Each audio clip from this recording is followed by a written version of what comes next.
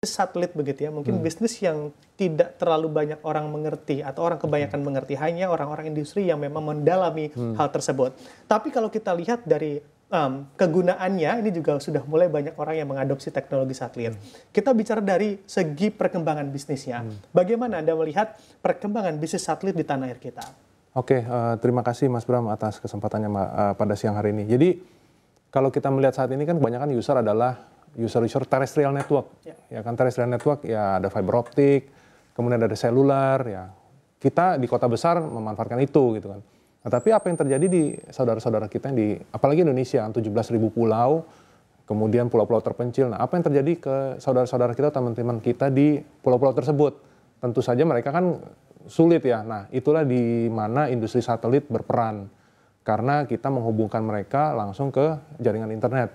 Jadi nah, kalau kita melihat peta bisnis Indonesia, dengan Indonesia yang segitu luasnya pulau-pulaunya, jadi industri satelit ini sebenarnya tidak akan pernah redup lah. Karena kayak misalnya, siapa sih pemain fiber optik yang akan menghubungkan satu pulau terpencil, misalnya di Pulau Rune atau Banda Neira gitu kan, terlalu cost investment-nya terlalu besar gitu. Nah, jalan satu-satunya yang paling mudah adalah melalui satelit, karena kan tinggal menginstal remote terminal di sana, kemudian connect satelit langsung turun ke ground station, bisa di Jakarta ataupun di daerah lain atau kota-kota besar lain lah biasanya ground station. Nah, ini adalah satu hal yang memang di Indonesia, seperti saya bilang tadi, industri satelit akan terus berkembang seiring dengan penggunaan data, ya kan, handphone sekarang, smartphone udah mulai 4G, 5G, kemudian streaming video. Sekarang dulu kita cuma stream lihat-lihat foto, sekarang lihatnya video semua kan. Kayak misalnya TikTok, video. Kemudian kita lihat Instagram juga banyak kan reel yang kita lihat sekarang udah mulai video. Berarti kan streaming data yang besar-besar. Nah, ketika streaming data besar ini berarti kan penggunaan data pun akan terus, maksudnya kapasitas bandwidth yang dibutuhkan akan terus meningkat. Jadi tentu saja ini akan membawa dampak yang positif sebenarnya di industri satelit di Indonesia. Oke. Kalau dari lini bisnis DTP dan juga Area 31, di mana peran dalam kondisi seperti itu? Oke, jadi DTP dan Area 31 gini. DTP adalah induk dari Area 31. Area 31 sudah listed company lah di Bursa Efek Indonesia. Nah, DTP fokus bisnisnya di transportnya. Jadi bagaimana membawa data tersebut dari user ke data center. Karena kan konten-konten ini semua ditaruh di data center kan. Server-servernya, jadi end user akan connect ke server, misalnya pengguna Facebook atau sosial media lah, kita nggak usah sebut itu. E-commerce adalah end user minta data ke konten, which is server. Nah, server ditaruh data center. Nah, DTP adalah kita berfokus di transportnya melalui satelit, karena kita fokus di industri satelit gitu kan. Nah, kemudian untuk Area 31 sendiri adalah bisnis data centernya. Nah, jadi kita memang spesialisasi di infrastruktur tersebut gitu. Jadi ketika end user scrolling sosial media atau e-commerce, ya kita transport melalui satelit, misalnya dari daerah terpencil, di daerah 3T misalnya, connect satelit turun ke data center kita, masuk ke konten-konten provider, ya dari situ kalau misalnya di konten provider ini tidak ada di data center kita, ya kita koneksikan ke Indonesia Internet Exchange atau OpenIXP gitu, atau ke cellular operator untuk konten-konten tersebut. Kurang lebih seperti itu ya. Jadi DTP dengan R31 kita ya end to end dari end user sampai ke kontennya gitu. Oke, baik. Kita kembali ke bisnis satelit, Pak Edi.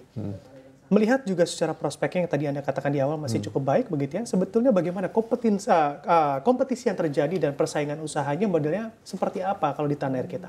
Nah, di tanah air nih agak cukup quote unquote nih dari tahun lalu ya 2024 ya, mulai tahun lalu 2024 ketika Starlink masuk, ini kita bisa bilang ini adalah disruptif sebenarnya, disruptif teknologi. Sebagaimana kita mau melawannya pun, ya bagaimana mereka, ya seperti startup pada umumnya, mereka mungkin bakar uang untuk menurunkan harga user terminal ataupun menurunkan harga bandwidth. Karena kita pemain di industri satelit sama-sama tahu bahwa sebenarnya harga bandwidth satelit dengan user terminal dan segala macam itu tidak serendah itu gitu. Tapi ya kita tidak menafikan lah bahwa proses bisnis mereka seperti itu gitu. Nah, bagaimana kita bisa bersaing untuk tetap mempertahankan market share teman-teman di industri satelit? Ya biasa kita mengkombinkan dengan value added service. Misalnya di industri maritim, kan maritim pasti butuh koneksi satelit tadi, maksudnya butuh koneksi internet ataupun data di tengah lautan. Nggak mungkin narik kabel maksudnya bawa kabel kemana-mana gitu kan, pasti kan akan pakai satelit. Nah, di industri maritim ini ya kita combine dengan yang tadinya hanya provide internet murni, jadi kita combine dengan VMS, Vessel Management System, kita bisa tahu tracking lokasi kapal di mana, kita bisa historis mundur, kemudian kita ada CCTV snapshot, kemudian ada fuel monitoring, segala macam. Jadi kita bisa combine value added service kita itu menjadi satu paket produk yang memang ada diferensiasi daripada Starlink. Karena kan Starlink kan memang hanya broadband service gitu ya, internet murni untuk retail gitu kan. Nah, sedangkan untuk enterprise, untuk government itu kita punya kebutuhan yang berbeda-beda. Misalnya untuk government service kan kita butuh security data gitu kan. Nah, kita combine ini dengan security datanya. Nah, kemudian kalau ditanya, ini kan Starlink LEO, low Earth orbit, sedangkan yang sekarang umumnya kita pakai ada geostationary gitu kan. Nah, satu-satunya pesaing Starlink di dunia saat ini yang ada kan ada satu pemain lagi, low Earth orbit satellite itu OneWeb. Nah, di Indonesia kebetulan kita yang memegang hak distribusi utamanya. Nah, ini sebentar lagi yuk kita akan mulai masuk ke market. Kemudian tadi Mas Bram sempat di awal sesi ini kan ada Qianfan tadi kan dari China, Shanghai ya kan. Nah, ini juga mungkin tahun depan juga akan mulai masuk ke pasaran global gitu dengan konstelasinya.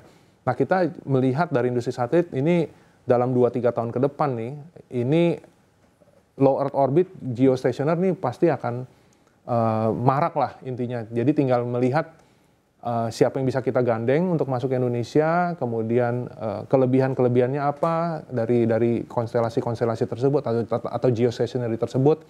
Tapi intinya setiap sektor baik itu enterprise, government maupun retail itu pasti punya kebutuhan yang berbeda-beda, requirement yang berbeda-beda, dan kita tetap optimis bahwa kita bisa melihat ceruk pasar mana yang kita bisa masuk gitu. Jadi nggak melulu memang Starlink disruptif saat ini, tapi kan di mana-mana disruptive teknologi ini adalah pioneer misalnya gitu kan, either bisa fail atau bisa superior seperti sekarang gitu. Tapi seiring berjalannya waktu pasti akan ada persaingan yang mulai menggerogoti marketnya si disruptif ini gitu kan.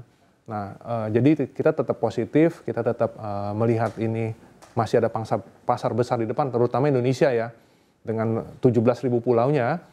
Dan negara maritim juga kan. Jadi kita lihatlah ke depan ini perkembangan seperti apa, tapi kita tetap optimis bakalan maju terus industri satelit kita.